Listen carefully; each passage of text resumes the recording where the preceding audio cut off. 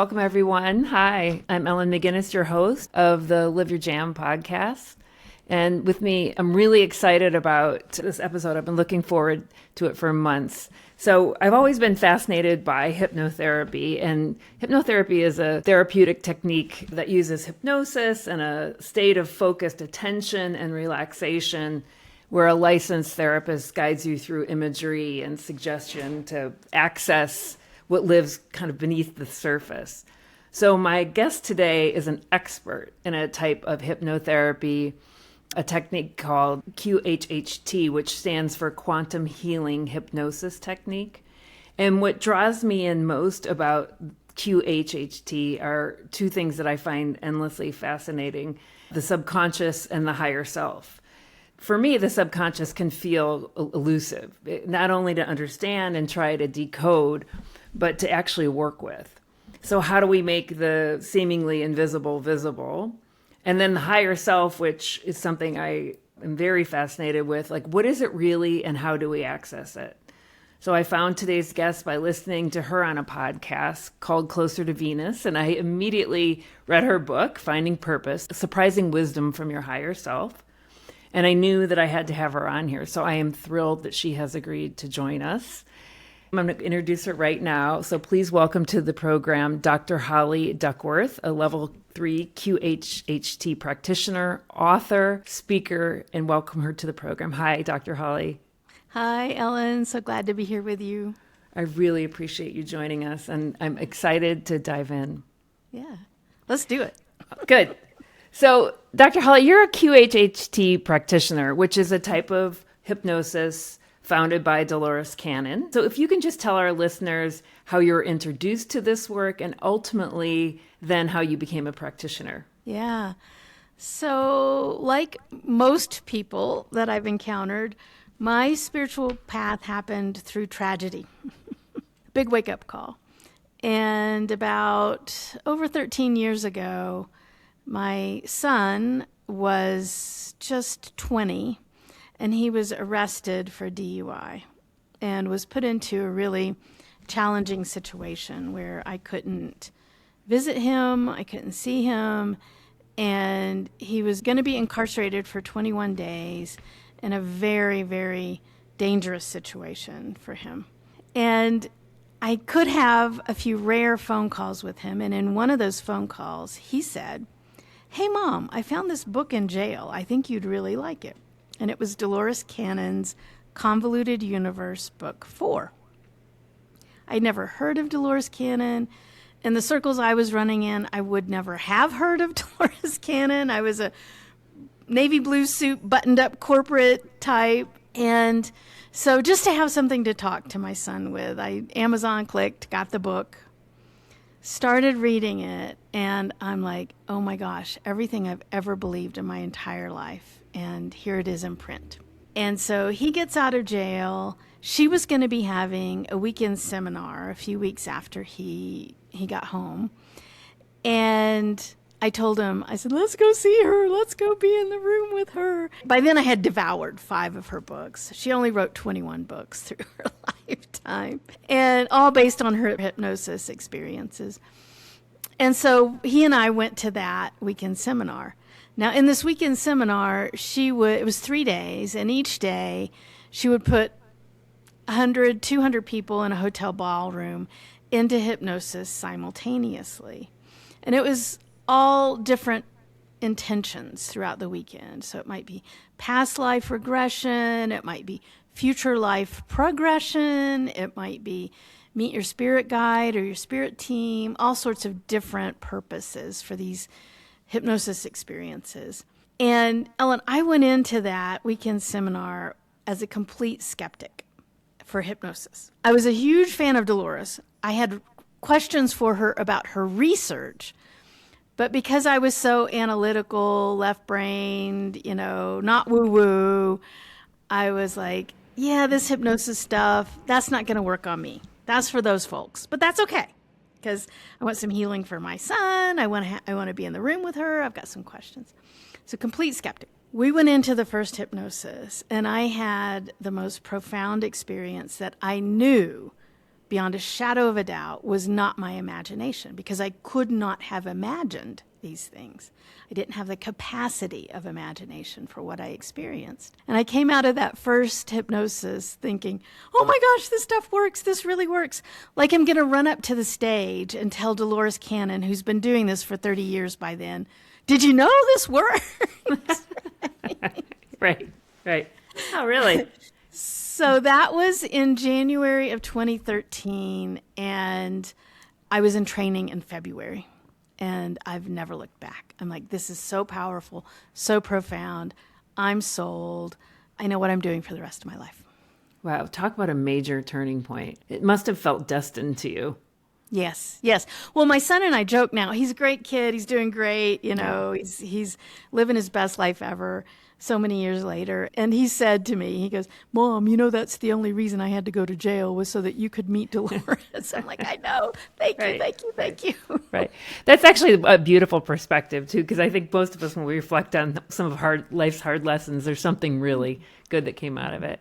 So thank you for sharing that story. I loved hearing it. So for listeners who are new to this, Holly, what makes QHHT different from other forms of hypnosis? I love the intention, attention, and sacredness of QHHT.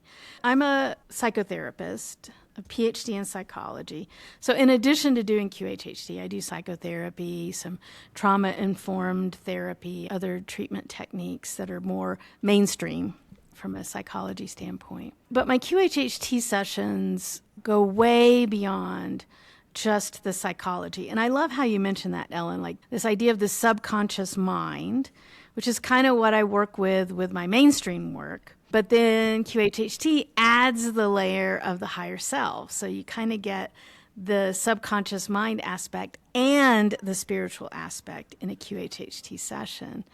And just to kind of briefly describe what one of those sessions looks like. First of all, you only ever have one in your entire life. One session, right? Yep. Mm-hmm. But that session is 5 to 7 hours. I spend the entire day with one person, in person. There's no such thing as online QHHT, because this is a sacred ceremony. We're going to give ourselves that attention of physically being in space together. Mm-hmm. The client comes in with all the questions they want to ask the higher self. So the higher self is the eternal aspect of you. Whatever name you want to apply to that. Your soul, your oversoul, consciousness, super consciousness, it doesn't matter. I use the term higher self. So think of all the questions you'd want to ask your soul, right? Yeah. So this could be questions obviously about physical health, but emotional health. It could be questions about life decisions, relationships, past, present, future. It doesn't matter. So most clients are going to come in with lots and lots of questions. And then we're going to spend a couple of hours making sure that I understand the questions and that I understand the context around the questions. Because when we get into the hypnosis, I'm just having an organic, flowy conversation with the higher self.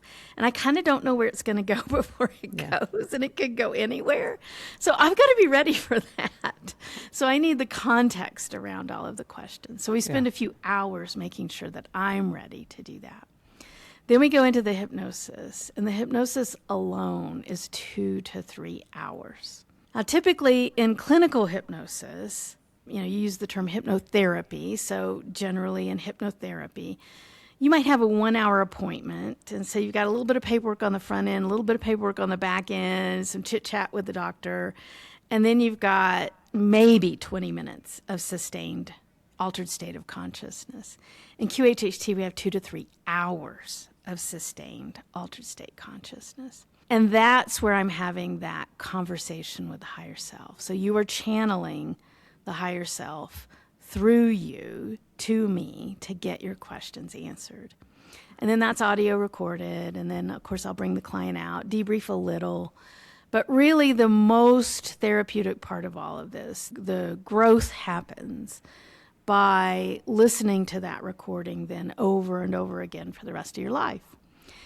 And I have, from my first QHHT session as a participant, that was 13 years ago, and I still listen to that recording, and I still hear new things 13 years later that I think what happens is, like, over the years, circumstances change. And so some things have a whole new meaning on that recording. Of course, I've grown, so things have a deeper meaning on that recording. But I've literally listened to this recording hundreds of times.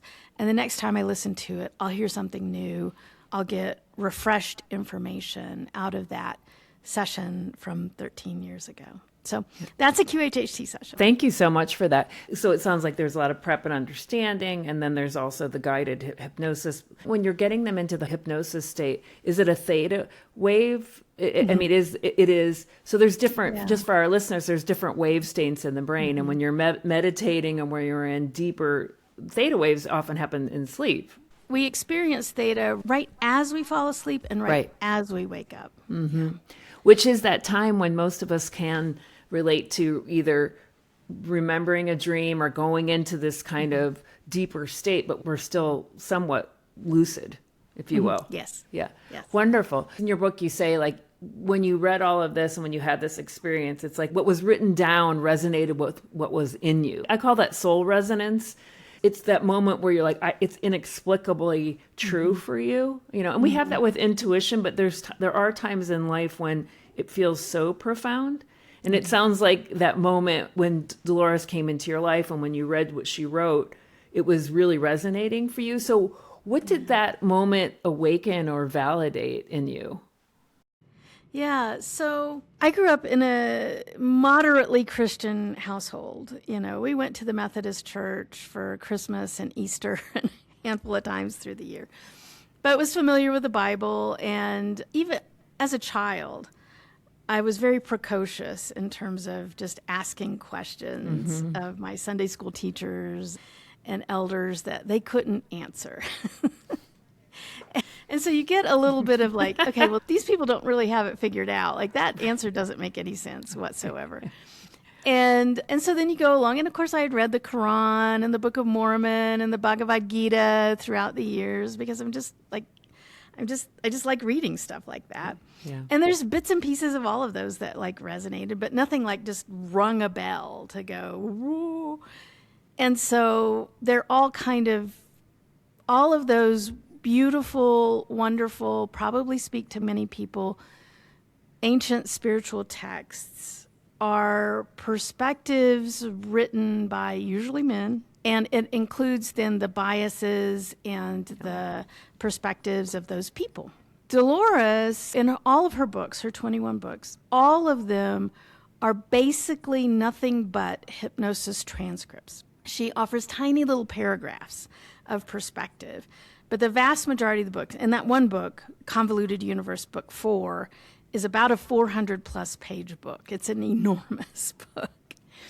And so 95% of that book is just hypnosis transcripts. Dolores provides extremely little editorial. She's just like, this is what they said. Okay. This is what the higher self said in hypnosis.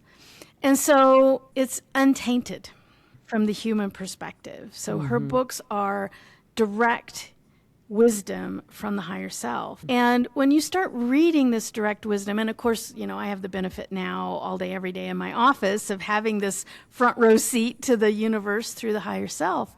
When you start really paying attention to information direct from spirit, there's so much depth and there's so much nuance. And the energy that comes through, like when you read the other spiritual texts, to me, the energy that comes through is, this is the answer. Yeah. And when you're reading the higher self, the energy that comes through is, oh, I really don't know very much. My capacity for understanding is so limited. And so it's kind of the opposite energy.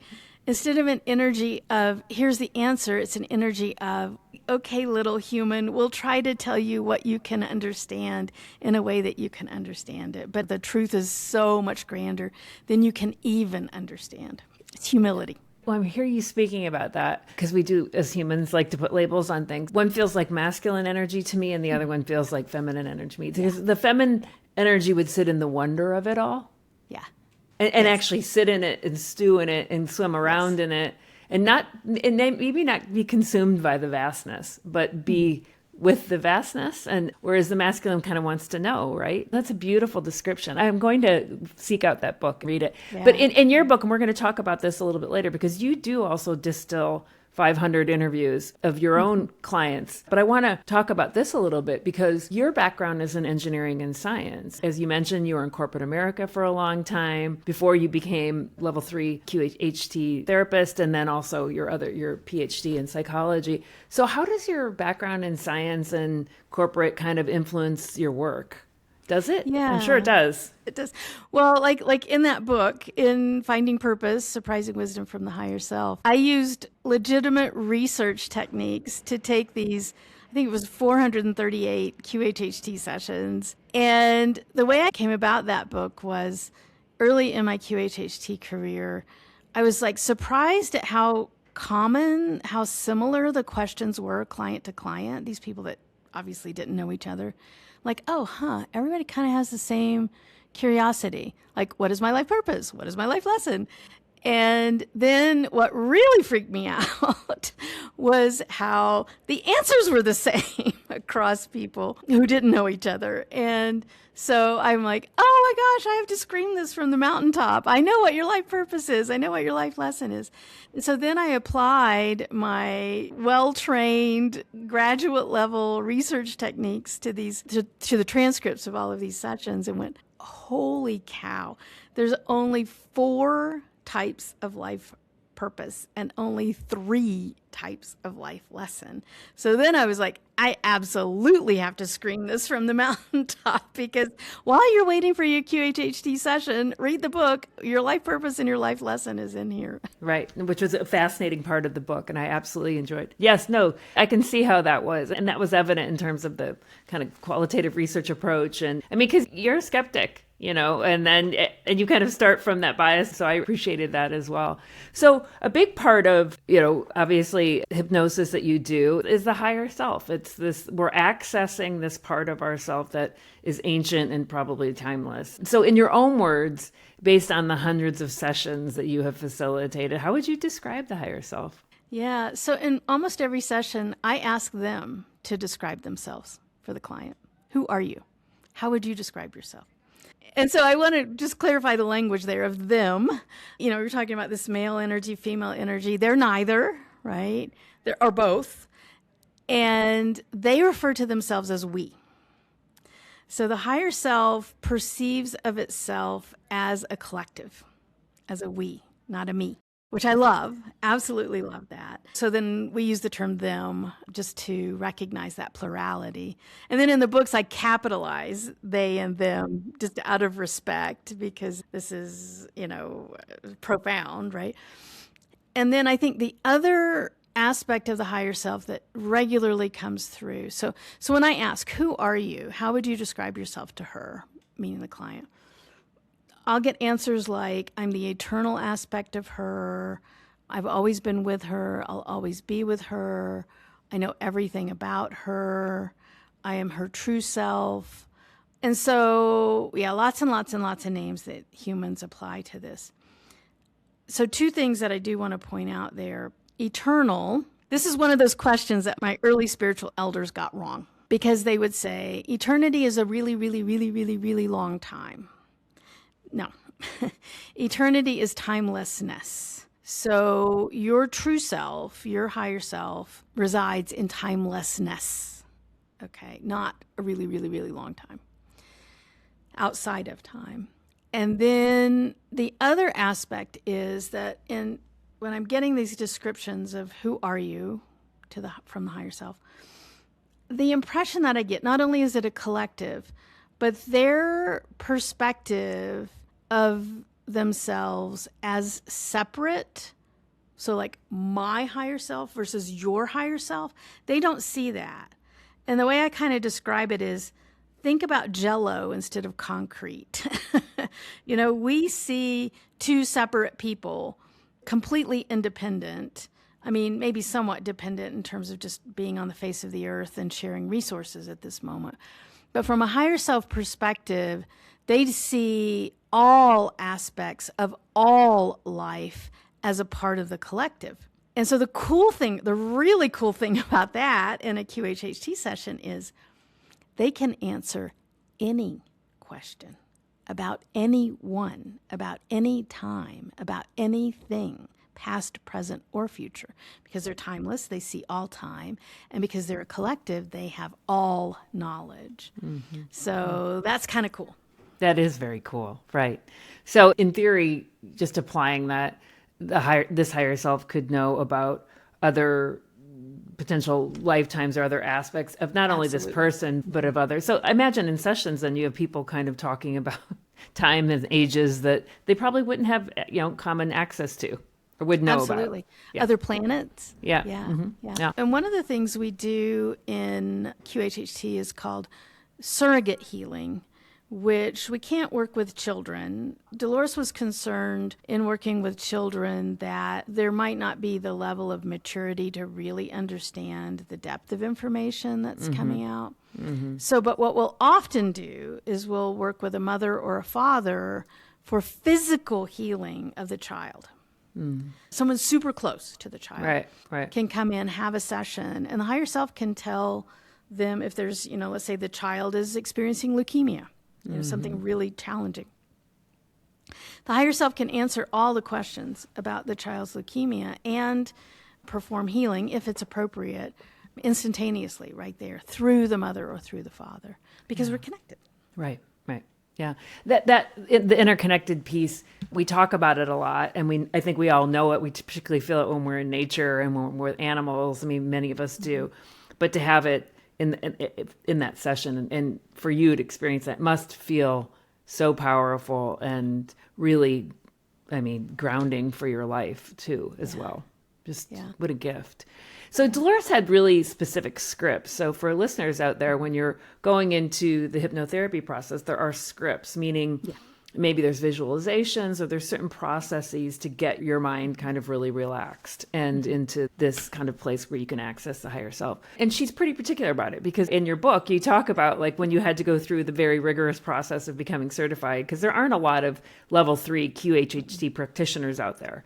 And so when you got to this highest level, it's really prescriptive in terms of what you need to do. Why do those scripts, you think, work so effectively to bring people into the hypnotic state in contact with the higher self? And that is the mark of a level 3 practitioner. There's lots of wonderful level 1s and level 2s out there, but level 3s have been certified by the Quantum Healing Hypnosis Academy to be practicing exactly as Dolores Cannon herself did. And so the idea of a level 3 is it's as if you're receiving a session from Dolores herself. It took her over 30 years to refine the script that we use in QHHT. And she studied every single solitary word of the induction and ran experiments, tried different words, tried different tones, tried different ways of delivering that induction. And so she spent an enormous amount of time perfecting it. It is a masterpiece. It's an absolute masterpiece. And I also think, I don't know this for a fact, but I'm pretty sure she got some help from the higher self. She got some help from spirit with that script. To compare her script to a clinical hypnosis script, it's like comparing a Rumi poem to some garbage spewed out of AI. I mean, it's just like, it's night and day. Wonderful. That makes sense based on all of her, her years doing it. So I want to move now into your research in the book and what you distilled down from the, somewhat 500 sessions close to about what the higher self is saying. So you've been doing this for many years. You took some sessions and then you kind of distilled down through a research process. Okay, like what are the key themes here? Yes. Yeah. So most people, the very first question on their list of questions is, what is my life purpose? And there's lots of motivation behind asking this. Most people are just like, am I wasting my time? Did I miss something? Right. I feel unfulfilled? Am I supposed to be, how do I get on track? Right. So there's all kinds of different motives for asking this question. And over 400 sessions, the answers boil down to 4 different life purposes. Now, there's outliers. There's all sorts of outliers. You know, Sure. this one person has this really bizarre and unique and specific life purpose. But to generalize for most people, and I'm going to list these in ascending order of popularity in terms Okay. of across the sample set. The least common, but still very common, is life purpose of experience. So you've incarnated to have some sort of very specific experience. And these are usually things like to be a mother, to be a father, you know, to be a sister in this way. And so there's some sort of circumstance, experience presented in your life that is part of your life purpose. Okay. One of the examples I used in this is a client I had so many years ago. And one of his questions, he was a gay man, and it had been that fact had been a challenge for him in his youth. And so in one of his long list of questions, the question was, why did I choose to be gay? You know, not judgmental or anything, Sure. but just like, why? Why did my soul choose that? And the higher self says, well, he's been everything else. So he was having this experience as a gay man. That was his life purpose because his soul had never experienced that before. So that's kind of an example of life purpose as experience. Wonderful. So the next most common life purpose is life purpose as service. And so this is where you're a supporting actor in someone else's story. So your purpose is to help someone else on their purpose. And we come in with soul families. We come in with souls, with other souls that we've done things with before. And so, yeah, soulmates, twin flames, all of that. Absolutely, that's legit. And one of the stories that I use in the book about exemplifying this is, and it's a very tragic story, but a very common story. I had a client who she had been severely abused by her father as a young child. And we find out in her session, she was in her 70s by the time she came in for her session. So her father was long since passed. And we find out that her abuser was actually a soul family member who agreed to incarnate with her and be this evil person so that she would learn forgiveness. Oh. Her soul was on this advanced level of learning forgiveness, and she needed a villain in her life, in her incarnation, to be able to learn that. Yeah. And so he had agreed to do that. This soul family member had agreed to do that. So he was then fulfilling a life purpose of service. The next most common is a life purpose to be and bring love into this dimension. Love being divine, love being source, God. Okay. And so then this life purpose is frankly just to be a beacon of light to everybody else in terms of just spreading love. And we've all met people like this. We have. Yeah. You can't knock them off their podium. They're just beacons of light. And then the most common life purpose, over half of the 400 sessions, the higher self said, when I asked in deep, deep hypnosis, what is Mary's life purpose? The answer is to be. To be the only Mary that's ever been Mary. To be the only Holly that's ever been Holly. To be the only Ellen that's ever been Ellen. And so we come in, our souls yearn for incarnation simply for the experience of incarnation. That's it. Wow. Yeah. I mean, that relates to a lot of the ancient teachings. Yeah.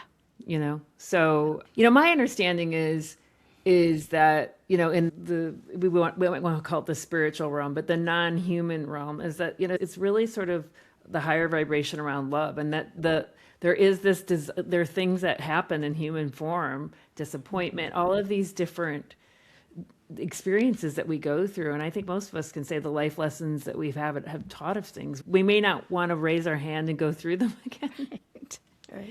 but there have been many blessings in them, and we've all advance to a different level of compassion and understanding. So that resonates for me in terms of a spiritual perspective on why sometimes really difficult things happen in our lives. Yeah, and it's that idea, Ellen, that you just expressed that led to the third book in the trilogy, which is Finding Gratitude, Surprising Growth from the Higher Self.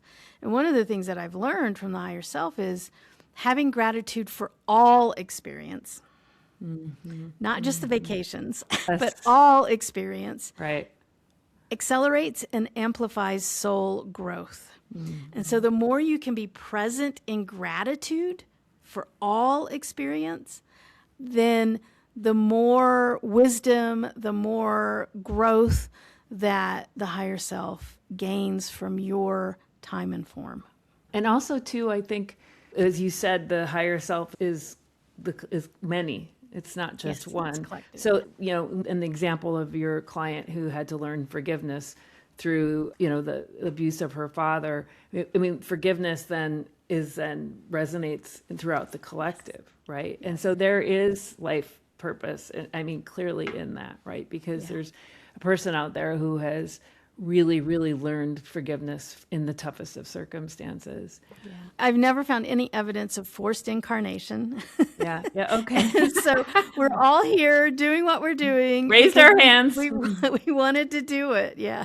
Yeah. What is the distinction between life lesson and life purpose? They're two separate things, but they're usually intertwined. Yes, Right? We yes. set up our purpose to fulfill our lessons, and our lessons help to fulfill our purpose, but they are two different things.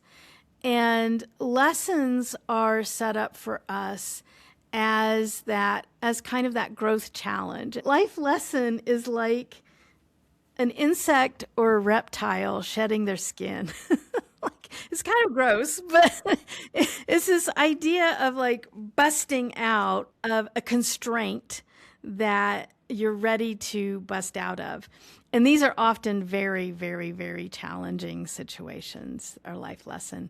And we're finished with our life lesson on our last breath. There's no such thing as, woohoo, I'm done. I'm on vacation for the rest of this incarnation. Because the minute your soul has achieved and received what it needs from the life lesson is the minute you don't need to be here anymore.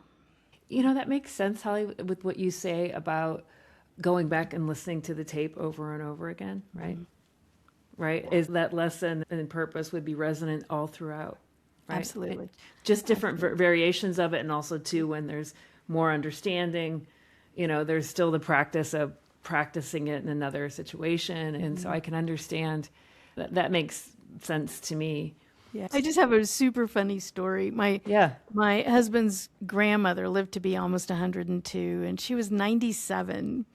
And she had overeaten at dinner, and she went to the restroom, and she had some distress, and she comes out of the restroom. She goes, "When will I learn my lesson?" And everybody in the room just cracked up because it was like, Grandma, if you're 97 and you haven't learned it yet, there's no hope for the rest of us. So true. So funny. Oh, that's a good story. 102 too. So let's move into the subconscious. I mean, my graduate work was in psychology and transpersonal psychology, and I want to get your insight on this because, Freud talked about the unconscious, and it was, or what he called was the subconscious, but it was really just a reservoir of kind of, the way Freud described it was like repressed memories, desires, and impulses, almost like, like a psychological basement of things that we just didn't want to face, right? Okay.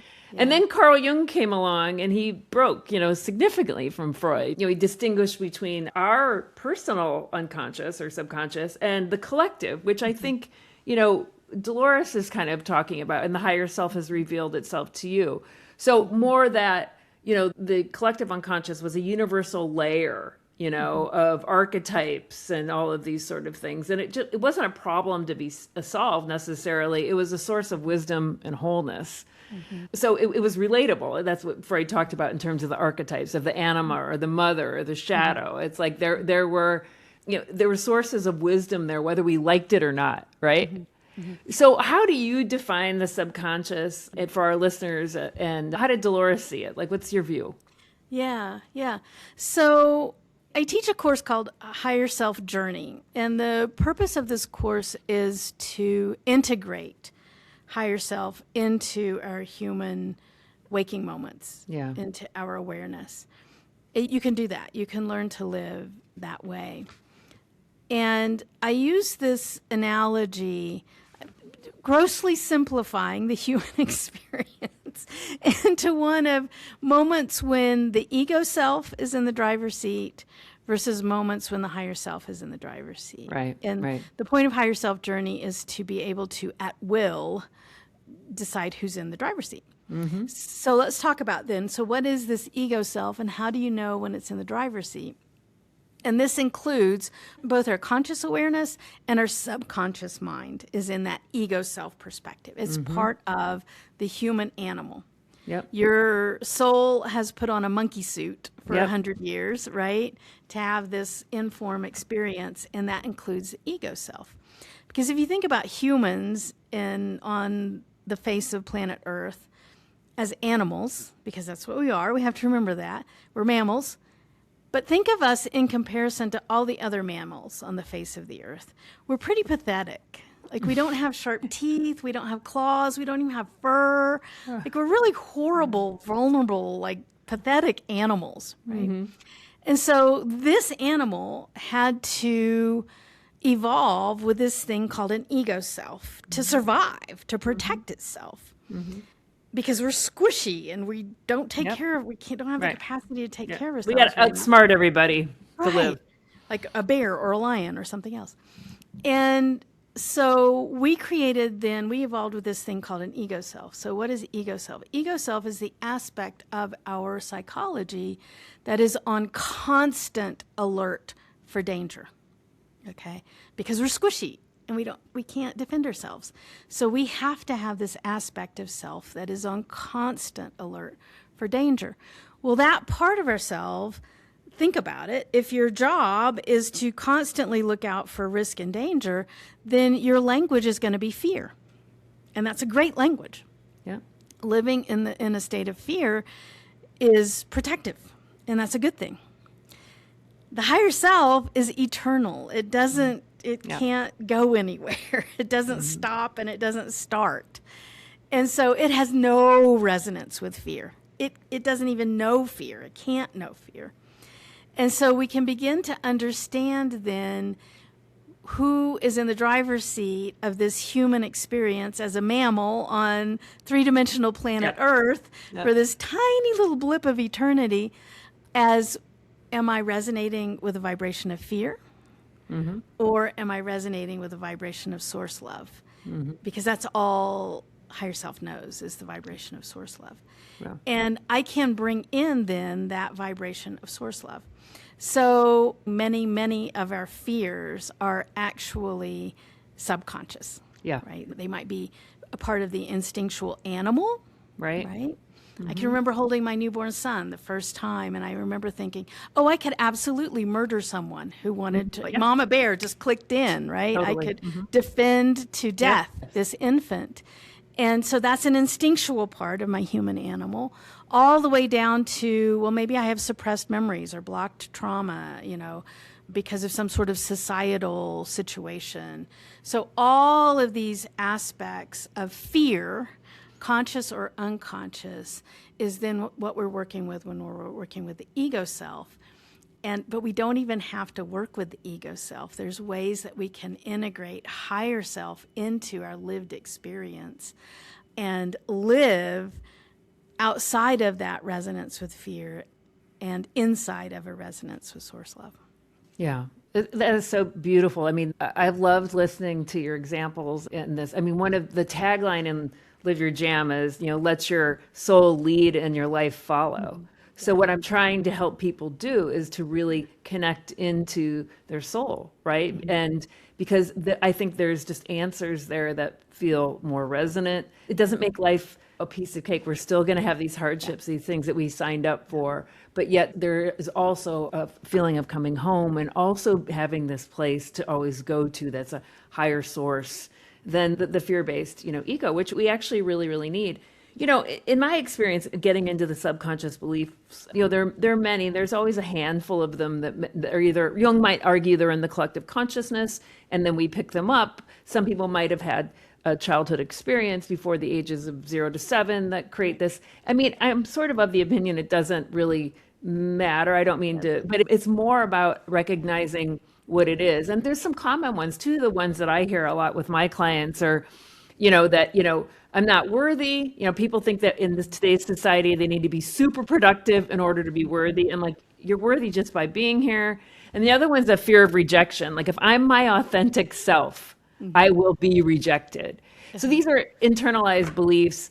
And so what does the higher self, when your sessions reveal about these beliefs when you conducted the sessions, what does the higher self say about these? I just want to point out too that if folks go to my website, which I'm sure you have the link, there's a pop-up box that comes up there where people can download a poster of the top 10 subconscious limitations. So I've kind of coalesced a whole bunch of those. You just listed 2 right there. But the top 10 that I've seen of these subconscious limitations, yeah. Yeah, and so over and over again, the higher self gives us, it's kind of like the Finding Gratitude book. They give my clients the advice to live everything, show up for everything. And honestly, Ellen, I think maybe our whole, like maybe the last 10 years or whatever, the whole, Instagram culture, social media culture has led us astray, maybe even before the people that went before us.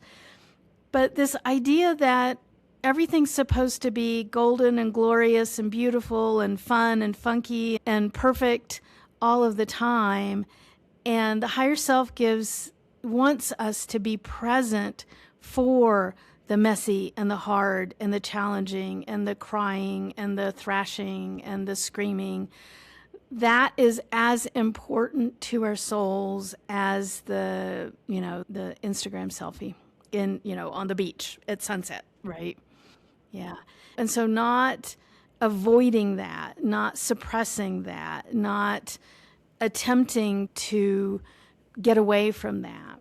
Yeah, really powerful. So for someone who, feels the pull towards their inner knowing and doesn't yet know how to access it, what's a gentle first step? Because not everybody can fly to Durango and get a wonderful QHHT session from you. And I have lots of different ways that, I believe that we can access kind of the inner knowing. But what's a gentle first step that you'd suggest, Holly? Yeah. I'm just going to translate their suggestion. Yeah, okay. Suggestion. They're a lot smarter than me. So in addition to always asking, who are you? How would you describe yourself? I also ask every client, how does she connect with you after today? Mm-hmm. Like, what advice do you have for her? You don't need me in the room. Just go talk amongst yourselves, right? And every single there's the same answer across 100% of clients. Meditate. Yeah. Meditate. So then I'll follow up with how long, how often, how does she meditate, And so they'll always say minutes, 10 to 15 minutes, but they'll say every day. Mm-hmm. So whether you meditate an hour or 2 hours doesn't matter to the higher self, but that you meditate every day matters because it's exercise, right? It's practice. And they want you in that non-thinking state over and over again so that you get good at it. Okay. Yeah. So that's the point of every day. And then when I ask, well, does it matter how she meditates? Does she listen to binaural beats? Does she chant? Does she need a mudra? Blah, blah, blah, blah, blah. Sit quietly. And the goal, the purpose of sitting quietly is to achieve a non-thinking state. Yeah. That's it. That's all they want. They want 10 minutes of a non-thinking state every day. And when you do that, when you get really good at that, and when you first start meditating, you might be able to achieve a non-thinking state for 3 seconds out of 10 minutes, right? Mm-hmm. Mm-hmm. But eventually you'll get to the point where you can sit in a non-thinking state for minutes and minutes And that's when you can listen. Yeah. That's when you can hear this subtle voice that is the higher self. Yeah. And you can ask questions directly. Mm-hmm. What do I need to know about Bob? Right. Mm-hmm. And then once you get practiced at that non-thinking state, you can hear the answers. Yeah. Yeah. I'm going to make a plug for my ebook, which is Living from the Inside Out, where I go through a practice very similar to what Holly is talking about. And it's not, it's just my way, but it's the same thing. It's just training the mind to get quiet and not being non-judgmental. It's not a lot of time, but the daily matters. Then there's days where, I start my day that way, but let's just say something else changes in my day and I have to do it a little bit later. I can feel the longing to connect really with myself. It's so beautiful. And for me, I don't feel alone. It's not like I walk around feeling alone all the time anyway, but in those moments, I really feel connected. So it's so beautiful. Yeah. So one final question I want to ask you, if the higher self could leave our listeners with one message right now, you just talked about, connecting through meditation. What do you sense it would want them to know right now with everything that's going on in the world? Like, what does the higher self want us to know? Also, another question I ask every client, do you have any parting words? Do you have any parting words? Just give them the floor. And most of the time, their answer is, we love you. We love you. Mm. And there's so much in that 3-word sentence. You're part of a collective, right? Love is just source energy, right? So recognize that's what you are. That's all you are. And then you're just a squishy little, monkey suit that's having this strange, brief experience in this constrained dimension of 3-dimensional Earth for the tiniest blip of eternity. And so soak it up. Squeeze the juice out of it so that you get everything out of it while you're here, because it doesn't last long. Yeah, so beautiful. Love I think, you. Yeah, it's such a beautiful message. And thank you. And also the perspective that you just shared in terms of just the preciousness. And I think when there's a really difficult times in the world, we can contract. It's but to really recognize, we're all in this together, right? Your soul chose this moment in history, right? Yeah. For a reason, for a purpose. For a reason. Yeah. Well, I think you're absolutely delightful. You have the most beautiful smile, too. There's a number of times I was like, wow. So I appreciate the beauty in which you're sharing your message as well. And just being on here. And I'll put all the information for Dr. Holly on the YouTube, and you can listen to us on the podcast as well. So thank you so much for joining Thank you, Ellen. And thank you for everything you're doing as a voice for the higher self. Woohoo! Yes. I know. Thank you. All right. Bye-bye, everybody.